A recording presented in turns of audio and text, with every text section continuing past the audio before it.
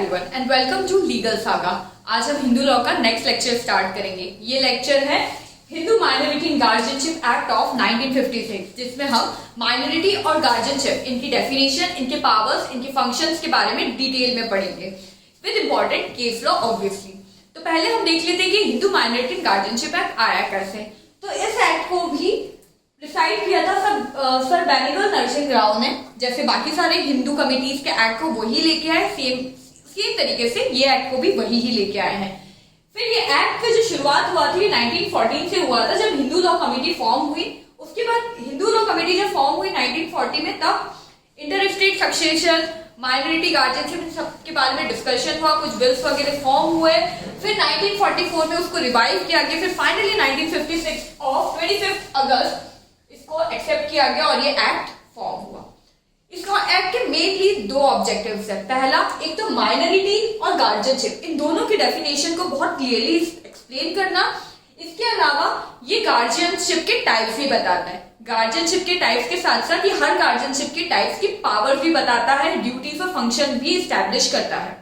अब हम देखते हैं कुछ इंपॉर्टेंट डेफिनेशन जो इस एक्ट में दी गई है। सेक्शन 4 जो है इस एक्ट का, वो डेफिनेशन के बारे में बात करता है, जिसमें मेनली दो इंपॉर्टेंट डेफिनेशन की बात की गई है। एक है माइनॉरिटी और दूसरा है गार्जियनशिप।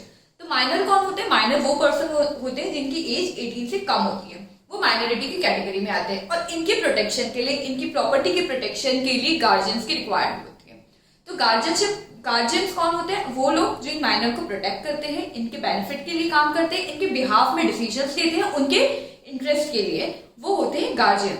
गार्जियंस की कुछ ऐसी स्पेसिफिक डेफिनेशन एक्ट में तो नहीं दी गई है, लेकिन एक्ट में डेफिनेशन क्लॉज में कुछ various type of guardian establish किए गए हैं, वो हम देख लेते हैं। तो एक है natural guardian, testamentary guardian, guardians appointed under the guardians in the wards act of 1890, then है de facto guardian, another one is appointed by the court. तो नेचुरल गार्जियन वो गार्जियन होते हैं जो नेचुरली बाय बर्थ आपको मिलते हैं, जो पेरेंट्स होते हैं, हमारे मदर एंड फादर होते हैं, वो हमारे नेचुरल गार्जियन माने जाते हैं। फिर होते हैं टेस्टामेंटरी गार्जियन, ये वो गार्जियन होते हैं जो बाय विल आपके गार्जियन बनते हैं। कोई एक विल वगैरह फॉर्म होती है जो आपके मदर या फादर बनाते हैं कि ये following person will be the guardian of you. Next है guardian appointed under the guardians in the ward act of 1890। 1890 में जो एक्ट था, इस एक्ट में अगर कोई पर्सन आपका गार्जियन बना है तो वो पर्सन आपका गार्जियन इस एक्ट में भी कहलाएगा। फिर है de facto guardian. D facto guardian वो गार्जियन होते हैं जो बाय फैक्ट आपके गार्जियन बन जाते हैं, ना आपके नेचुरल पेरेंट्स होते हैं, ना आपके नेचुरल गार्जियन होते हैं, ना उनको बाय विल बनाया जाता है और ना कोर्ट उनको कोई अपॉइंटमेंट देती है। बस वो नेचुरल आपकी केयर इस तरीके से करते हैं कि बाय नेचुरल प्रोसेस आपके गार्जियन बन जाते हैं। लेकिन डी फैक्टो गार्जियन जो है इस एक्ट में एबॉलिश हो गया है, उनके पास बहुत ज्यादा राइट्स वगैरह नहीं होती, बस वो आपका केयर टेक कर सकते हैं, लेकिन आपके मेजर डिसीजन नहीं ले सकते। Last one is guardian which is appointed by the court. तो basically in different types of guardian के बारे में हमको पढ़ना है। इसके अलावा हम इनके पावर्स के बारे में पढ़ेंगे। सबसे पहले हम देखते हैं नेचुरल गार्जियन। नेचुरल गार्जियन जो है वो सेक्शन 6 ऑफ द एक्ट में बताया गया है। नेचुरल गार्जियन वो होते हैं जो आपके फर्स्ट पेरेंट्स होते हैं, बेसिकली आपके जो ओरिजिनल मदर एंड फादर होते हैं, mother and father by blood, that are term as natural guardian. Natural guardian की डेफिनेशन में स्टेप फादर, स्टेप मदर को इंक्लूड नहीं किया जाता है। जब हम बात करते हैं बॉय या फिर अनमैरिड गर्ल की, तो उस केस में जो फादर होते हैं वो फर्स्ट गार्जियन होते हैं और जो मदर होती है वो आपकी सेकंड गार्जियन होती है। माइनर इलेजिटिमेट चाइल्ड की अगर बात करते हैं तो मदर आपकी होती है फर्स्ट गार्जियन, और अगर माइनर वाइफ होती है तो हस्बैंड आपके गार्जियन माने जाते हैं। एक केस था जाजाबाई वर्सेस पटा खान। इस केस में ये हुआ था कि एक डॉटर थी जो कि माइनर थी और वो अपनी मदर के साथ रहती थी। तो कोर्ट ने ये जजमेंट दिया था कि जो मदर है वो उनकी नेचुरल गार्जियन मानी जाएगी, ना कि उनके फादर। अब हम नेक्स्ट देखते हैं कुछ ऐसी कंडीशंस हैं जिसमें नेचुरल गार्जियन की राइट्स खो देते हैं, यानी कि वो नेचुरल गार्जियन नहीं होते हैं। ऐसी 2-3 कंडीशन है। पहला, अगर पर्सन अपने आप को हिंदू मानने से मना कर देता है, यानी कि the person keys to be an Hindu. इसके पीछे ये कारण हो सकता है कि उन्होंने अपना रिलीजन चेंज कर लिया हो, कन्वर्जन किया हो। दूसरा कंडीशन ये है कि अगर उन्होंने संन्यास ले लिया है तो उस कंडीशन में भी वो उनके नेचुरल गार्जियन नहीं माने जाएंगे। तो ये दो कंडीशन के बेसिस में the person gets abolished to be the natural guardian of the minor child.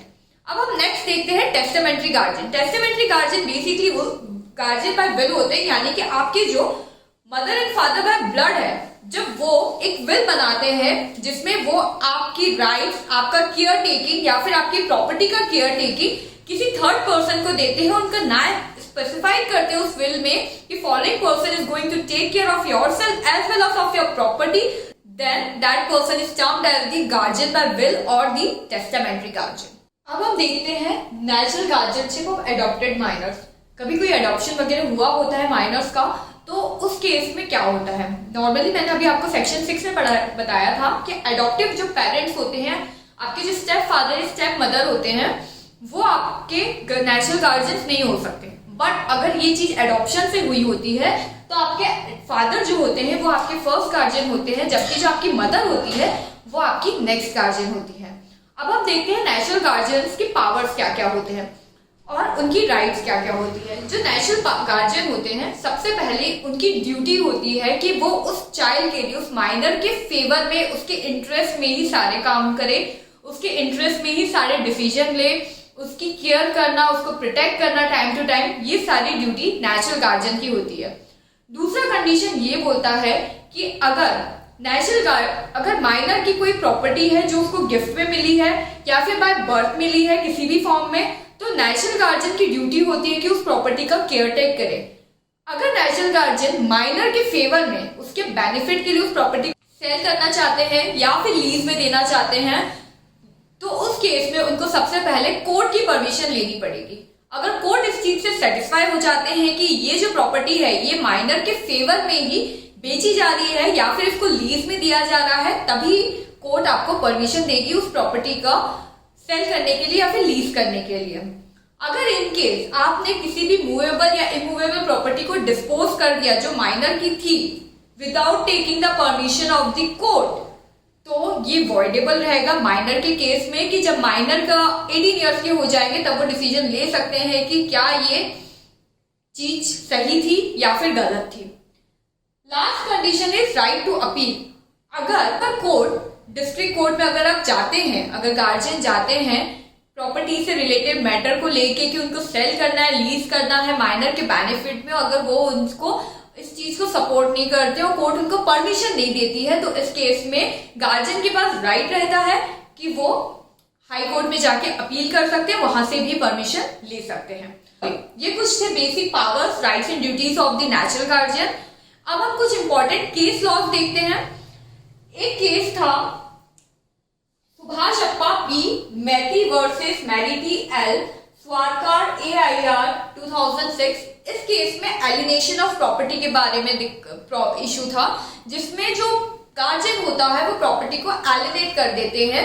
तो ये कोर्ट इसमें हेल्प करती है, कोर्ट इसमें जजमेंट देती है कि ये जो सिनेरियो है ये पूरा वॉइडेबल है in the hands of the minor. ये माइनर के ऊपर अब डिपेंड करता है कि वो इस चीज को किस वे में लेते हैं। अगर उनको लगता है कि ये उनके बेनिफिट के लिए है तो वो इस चीज को बेनिफिशियल मान सकते हैं या फिर वो ये चीज पूरी वॉइड हो सकती है।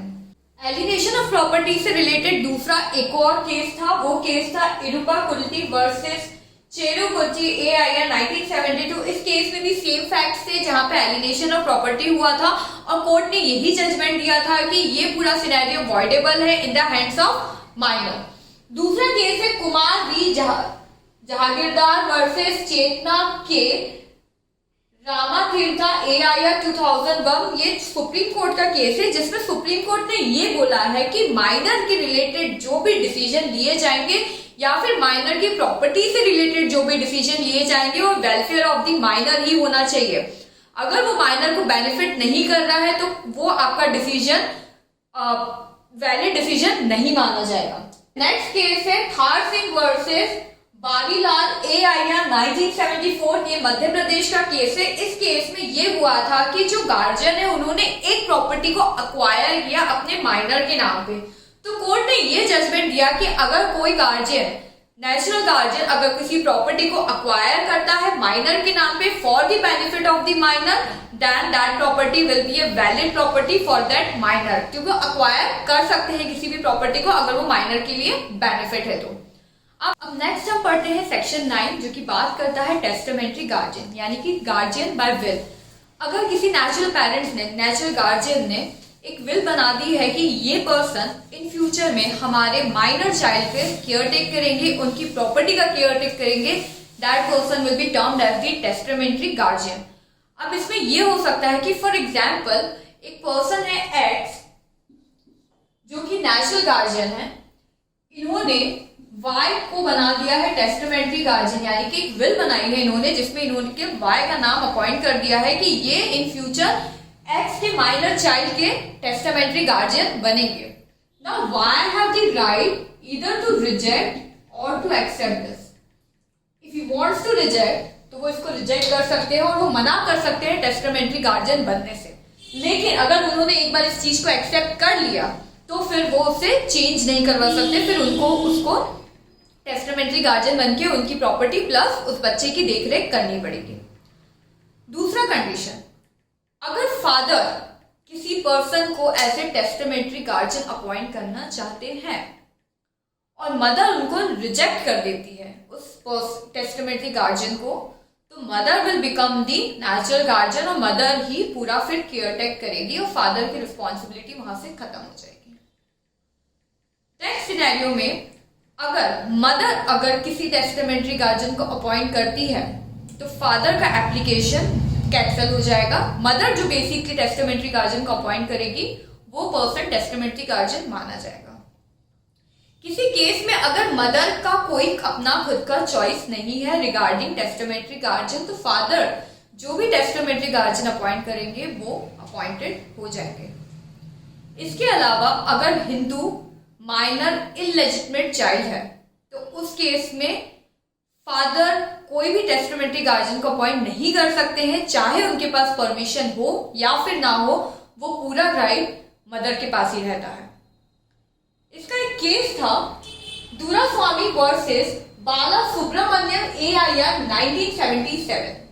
इस केस में कोर्ट ने ये बोला था कि कोई भी टेस्टामेंट्री गार्जियन को किसी भी माइनर की प्रॉपर्टी को सेल करना या उसको लीज पे देना या फिर उनके प्रॉपर्टी के साथ कुछ भी चेंज करना, चाहे वो बेनिफिट हो माइनर की, ये खुद की मर्जी से नहीं कर सकते। अगर वो ऐसा कुछ करना चाहते हैं तो उनको सबसे पहले कोर्ट की परमिशन लेनी पड़ेगी, कोर्ट को सेटिस्फाई करना पड़ेगा कि उनका ये डिसीजन जो है वो माइनर के बेनिफिट के लिए, अगर कोर्ट सेटिस्फाई होगा तभी आप उनकी प्रॉपर्टी को सेल कर सकते हैं या फिर लीज में दे सकते हैं।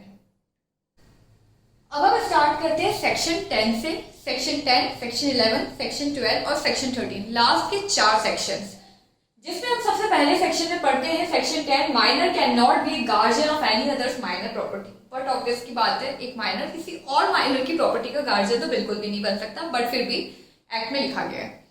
नेक्स्ट है सेक्शन 11 यानी कि डिफैक्टो गार्जियन। डिफैक्टो गार्जियन, जैसे मैंने आप लोगों को बताया था, कोई गार्जियन बाय फैक्ट्स अगर गार्जियन बन जाता है, not by the court, not by the will, not as a natural form, बस वो केयरिंग की वजह से कोई गार्जियन फॉर्म में आ जाते हैं, that person is termed as de facto guardian. De facto guardian is abolished under this act. उनके पास पावर नहीं रहती है कि वो प्रॉपर्टी से रिलेटेड कोई भी मैटर में डिसीजन ले सके, चाइल्ड के बेनिफिट के लिए या चाइल्ड के आउट ऑफ बेनिफिट के लिए भी। इसके लिए केस था श्रीमती बेटी by versus Jagdish Singh and others. इस केस में क्या हुआ था, एक अमित करके एक पर्सन था, इन्होंने ना 2 शादी की, वाइफ 1 और वाइफ 2। वाइफ 1 से उनको एक सन हुआ, वाइफ 2 से भी उनको एक सन हुआ। Wife 1 died due to some reason और son 2 died due to some reason. अब अमित की भी डेथ हो गई, अब बचे वाइफ 2 और सन 1। तो वाइफ 2 जो थी वो कहीं ना कहीं डिफैक्टो गार्जियन बन चुकी थी इसकी। तो उन्होंने क्या किया, उन्होंने सन 1 के नाम पे जितनी भी प्रॉपर्टीज थी जो अमित दे के गए थे, उन सारी प्रॉपर्टीज को हड़प लिया और उसका प्रॉफिट लेने लगी। ये केस कोर्ट में गया, कोर्ट ने ये जजमेंट दिया कि जितनी भी प्रॉपर्टीज थी वो सन 1 की है। Wife 2 can be de facto guardian, but that doesn't mean that कि उनके पास उनकी प्रॉपर्टी से रिलेटेड कोई राइट है कि वो उसको यूज कर सके या फिर उसको अपनी कस्टडी में रख सके। फिर आता है सेक्शन 12 में, जो कि है no guardian for Hindu undivided family. देखिए, हिंदू अनडिवाइडेड फैमिली अपने आप में इतनी बड़ी फैमिली है कि कोई यहाँ पे एक्स्ट्रा गार्जियन की जरूरत रिक्वायर्ड भी नहीं होती। और हिंदू अनडिवाइडेड फैमिली या ज्वाइंट फैमिली का कॉन्सेप्ट ये रहता है कि जो हेड मेल मेंबर होता है फैमिली का, जो कि करता होता है, वही सारी रिस्पॉन्सिबिलिटी लेता है। तो वहां पे जो कर्ता होते हैं वही टेक केयर करते हैं प्रॉपर्टीज को लेके, माइनर चाइल्ड को लेके, तो इसके लिए कोई अलग से गार्जियन की रिक्वायरमेंट नहीं होती है। लास्ट हम आते हैं गार्जियन अपॉइंटेड बाय कोर्ट। कभी कुछ ऐसी सिचुएशन आ जाती है जब कोर्ट डिसीजन लेती है कि इस माइनर का गार्जियन एक्चुअल में कौन होगा। तो कोर्ट जब डिसीजन देती है कि किसी पर्सन को अपॉइंट करती है एज ए गार्जियन, तो वो person guardian appointed by court कहा जाता है। इसके लिए कुछ केसेस हैं। पहला केस है मुनद्यो पेरावकटू वर्सेस कुनियदात चलई वेला युआन एआईएन 1992। इस केस में ये हुआ था, इधर जो फादर थे वो एक सर्जन थे, जिसकी वजह से वो नॉर्मली घर से बाहर रहते थे, मदर थी नहीं। तो फिर कोर्ट ने ये जजमेंट दिया कि जो फादर की फैमिली है, फादर की जो पेरेंट्स है, वो सफिशिएंट इनफ है चाइल्ड की टेक केयर करने के लिए, और उन्होंने फादर के पेरेंट्स को यानी कि grand parents of that minor को गार्जियन अपॉइंटेड बाय कोर्ट का डेजिग्नेशन दे दिया था। नेक्स्ट आता है अमित बेरी वर्सेस शीतल बेरी। इस केस में क्या हुआ था, जो शीतल है वो है माइनर की मदर और जो अमित है वो है माइनर के फादर। अब ये दोनों सेपरेट हो गए थे। देखिए, जब कोर्ट ना डिसीजन देती है कि वो किनको एज ए गार्जियन अपॉइंट करती है, तो वो सिर्फ इकोनॉमिक फैक्टर को नहीं देखती है, पैसा, ये सारी चीजों को इंपॉर्टेंस नहीं देखती है। वो चाइल्ड की केयर, चाइल्ड का परवरिश कैसे आगे होने वाली है, इनके बेसिस में वो जजमेंट देती है। तो इस केस में क्या हुआ था, जो शीतल बेरी थी, दो वो बहुत अच्छा कमा रही थी सब कुछ, लेकिन उनको नाइट क्लब्स की काफी आदत थी। वो रोज रात को जाती थी, नाइट क्लब्स वगैरह में पार्टीज वगैरह करती थी, जिसकी वजह से वो अपने बच्चे पे बिल्कुल ध्यान नहीं देती थी और बस बच्चे को care taking house, care homes यहाँ पे छोड़ जाती थी, जिसकी वजह से चांसेस ये थे कि वो बच्चा कहीं ना कहीं फ्यूचर में कुछ अनवांटेड एलिमेंट्स के हाथ में आ सकता था। तो इसके बेसिस में कोर्ट ने जजमेंट दिया कि Sheetal Berry is not a guardian of that minor. Last case देखते हैं अंकुर त्रिपाठी वर्सेस राधे श्याम। इसमें ये हुआ था कि जो फादर थे वो लेक्चरर थे और जो मदर थी उनको कुछ इलनेस की वजह से वो अपने मदर के घर पे रहती थी अपनी बहन के साथ, और माइनर चाइल्ड जो था वो मदर के पास या मदर की बहन के पास था।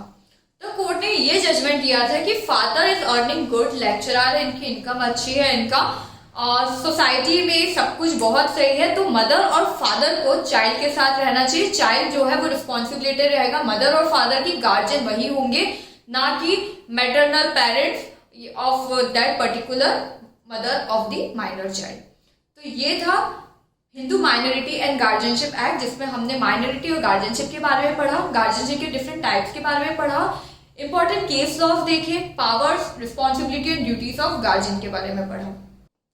I hope you like the lectures. Do like, share and comment the legal saga.